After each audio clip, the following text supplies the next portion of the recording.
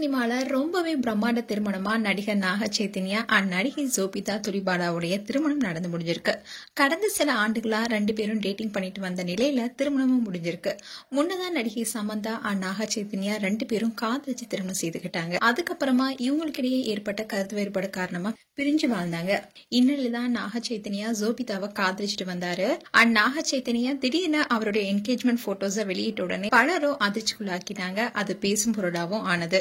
இந்நிலையில திருமணம் குறித்து நாக சைத்தன்யாவும் ரீசெண்டா பேசியிருந்தாரு. அப்போ திருமணத்துக்கு பின்னரும் ஜோபிதா துலிபாலா படங்கள் நடிப்பாங்களான்னு கேள்வி கேட்கப்பட்டுச்சு.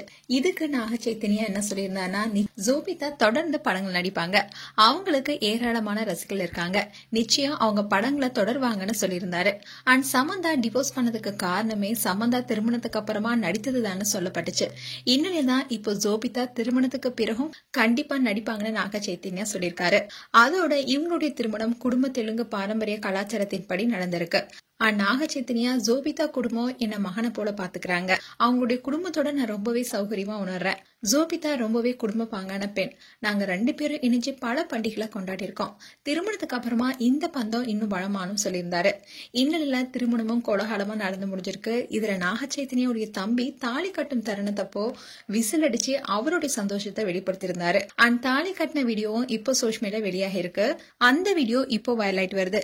மேலும் நாக சைத்தன்யா அண்ட் ஜோபிதா குறித்து உங்களுடைய கருத்துக்களை கமெண்ட் செக்ஷன்ல சொல்லுங்க. இது போன்ற வீடியோஸை பார்க்க நியூஸ் தமிழ் கிட்ஸ் சேனலை சப்ஸ்கிரைப் பண்ணுங்க. மறக்காம நோட்டிபிகேஷன் பட்டனை கிளிக் பண்ணுங்க.